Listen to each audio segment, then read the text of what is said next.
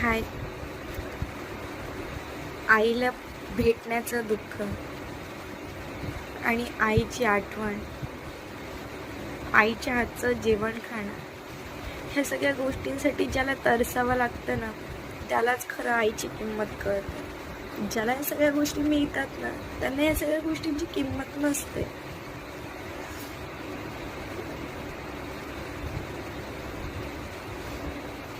आई म्हणजे काय असते ना, तीच व्यक्ती समजू शकते ज्याने आईच्या प्रेमासाठी जी व्यक्ती तरसते.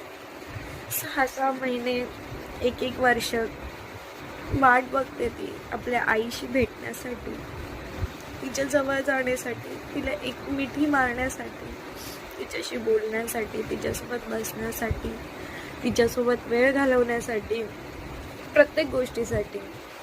हे सगळं फक्त त्या एका मुलीलाच माहिती असणार आहे खूप चांगल्या प्रकारे.